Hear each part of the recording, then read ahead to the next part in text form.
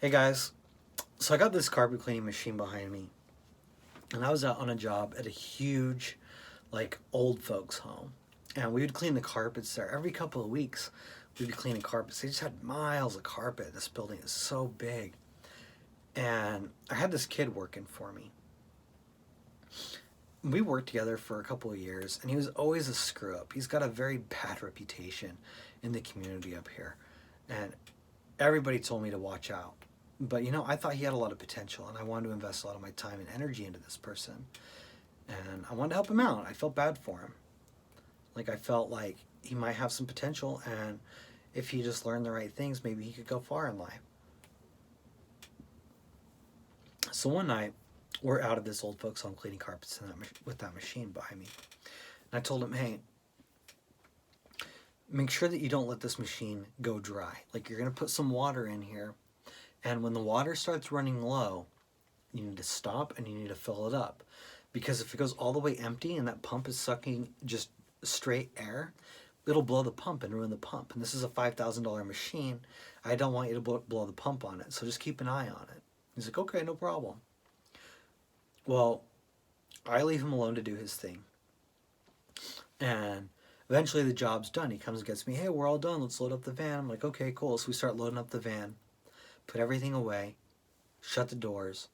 And I'm like, hey, I need to go do a final walkthrough and check on all the work that we did tonight and make sure it looks good. Well, I go in, I see the area, the carpet that he was cleaning. There's a big black strip, completely untouched. It's all clean all around, and one black long strip where he just totally missed. And I was like, hey man, you missed that. How'd that happen? He's like, oh, I don't know, I forgot. I'm like, okay, cool. No big deal.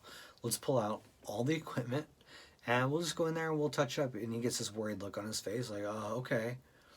So we unload everything, fill the machine all the way back up with water, fire it up, and I start working with the machine, and the pump won't work. And I'm like, I look over at him, I'm like, dude, did you let this pump run dry for a while? Oh yeah, I'm sorry, I think I did. Yeah, I forgot all about that. I'm like, oh. And I'm like, okay, I told you not to do that. Yeah, I know, I'm sorry. I'm like, okay, no big deal. And then it dawns on me, this black strip of carpet has not been cleaned because he ran out of water at the beginning of that strip. And instead of telling me that he couldn't complete the job because he ruined my machine, he decided to come tell me, hey, we're done. Let's go home. So we load everything up, and he's thinking he's going to get away with this, pulling a fast one on me. And so all this is running through my mind, and I start talking to him. I start asking him. He's like, yeah, I know.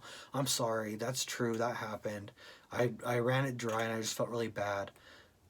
And, I let it go. I didn't think too much about it. But in the back of my mind, I'm like, this is a very big customer for me. We do thousands and thousands of dollars for this nursing home every single month. I like these customers. I need these customers. This is my business. This is my life.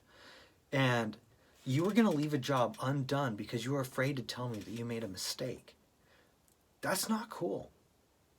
Let alone the $5,000 machine that you put in jeopardy because you didn't listen to me. That's one thing. But you lied and you told me that the job was done, and it wasn't done. It was so unethical. And so, it's like a personal attack. It's a personal attack. This is my business. This is my employee. This is my machine. It's my customer. You're there to do a job, and you're not going to tell me the job didn't go well for whatever reason it was. And I would say, oh, he's intimidated, he doesn't want to disappoint me, or he's afraid, or whatever. But that's not true. This guy would lie in every single situation. If he was presented in a scenario where he could either say the truth or a lie, he would always lie. And I would let it go. Every freaking time, I would just let it go, and I'm like, I want to help him. It's okay that he lied this one time. I'll help him out. Another time, I had him working out on my yard. he wanted to start this landscaping company. And I'm like, trying to teach him how to run a business. I used to run a landscaping company before I moved up here. So I know a little bit about it. But I also run a service-based business, and there's a lot of overlap. So I kind of encouraged him to start his business, and he started it on my recommendation. And I told him, hey man, you should come over and do my yard for me.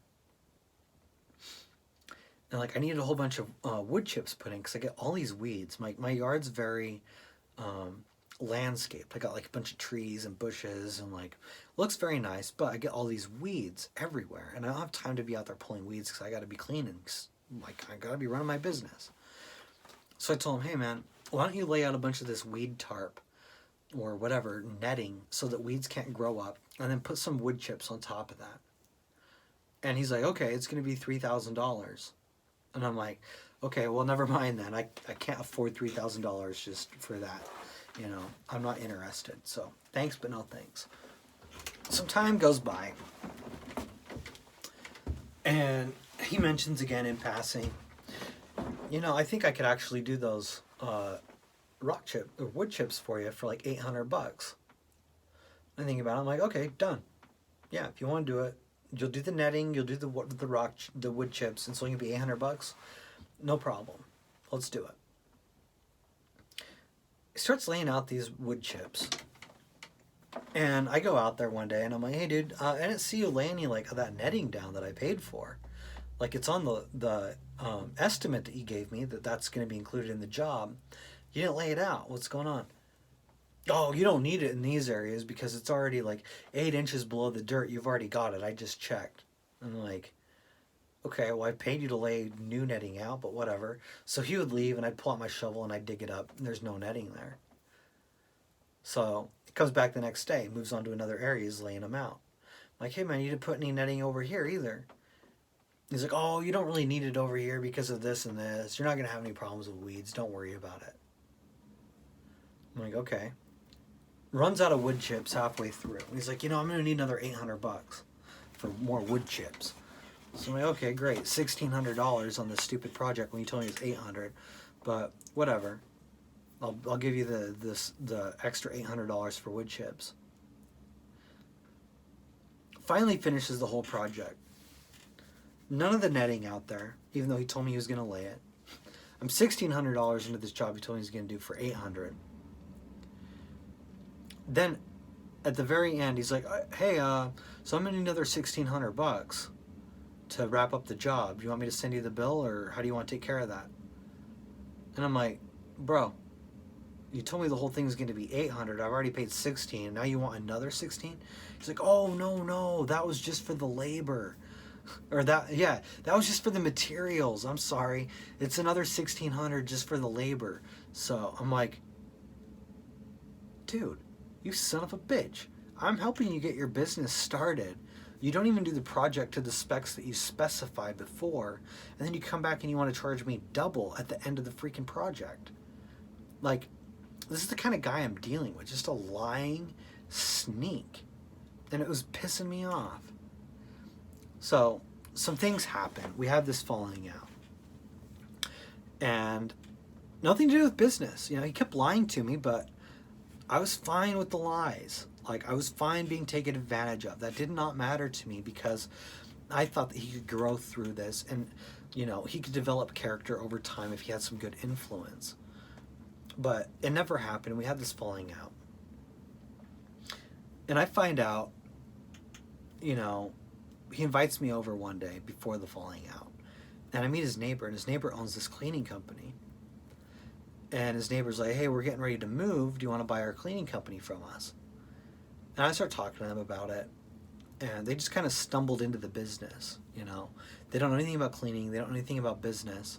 But they just randomly found a customer who wanted them to work for them. So they went out and got a business license and started cleaning this school. It was kind of this thing, like the customer would complain and then they'd just be like, well, F you, we don't even want the business anyway, so fire us. So they had a bad relationship with their customer. They didn't really own any tools or anything, and I just didn't want the business. It didn't seem very valuable to me. Time goes by. I have the falling out with this kid. Then he calls me on Friday. He was like, "Hey man, it's been a long time. I haven't talked to you in a while." I'm like, "Hey, how's it going?" You know, I'm still nice to him. I still like him. I don't got problems with him, but I just can't be around him very much because he's, you know, mistreating me, and I need to have boundaries. So answer the phone, and he's like, "So I bought that business from those kids, and I was wondering if you might be able to help me out." And this irritates the shit out of me because I'm like, here I am working on this business for 5 freaking years, giving it my life, pouring everything I have into my business. And he comes along and he basically screws his family and friends out of money to scrape up enough money to buy someone else's established business. And I felt wronged. You know, I feel like here's this kid that I mentored. I brought him into my business. He was unethical at every goddamn turn. And now here he is starting a cleaning company and he wants to compete against me. Not only that, he wants my help because he's in over his head now. And it's just like, it's a personal feeling, you know? I know business isn't supposed to be personal, but it is. If you're pouring your soul into your business, it's freaking personal. There's no avoiding it. So I feel like this is a personal attack, kind of. And I really had to start thinking and figure out how to handle this. Because my thoughts became consumed by this. I was thinking about him, thinking about his business, and the anger that I felt. And it was distracting me from thinking about my meetings and the customers I was currently serving and my future and what I'm doing. Because I'm just fuming.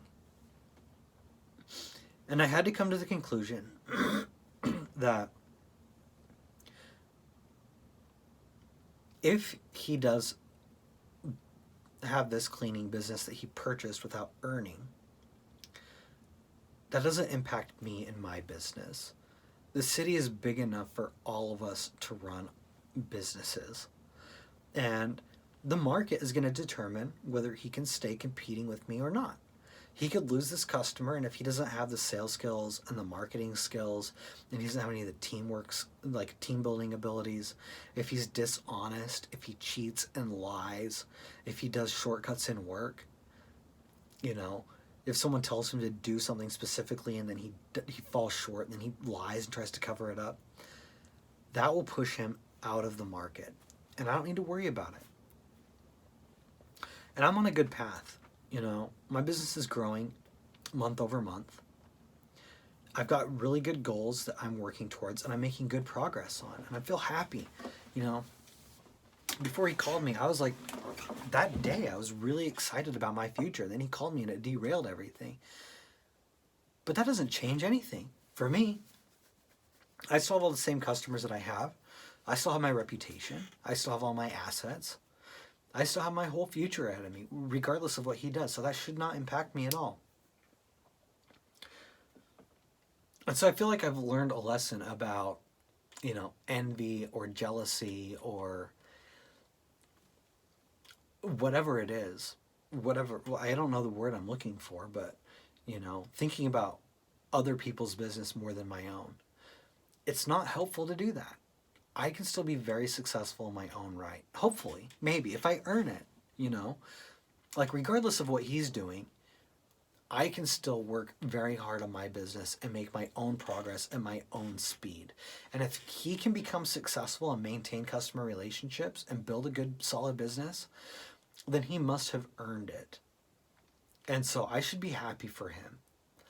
And I feel like he's a kid right now and he can grow and he can become an ethical person. He can do it right. And if he does it, and if he acquires any little success, whatever that may be, or big success, whatever that may be, he earned it on his own merits. He didn't take any shortcuts by buying a business, because that only gets you your foot in the door. But everything he gets from this point forward, he either earned himself or he lost himself.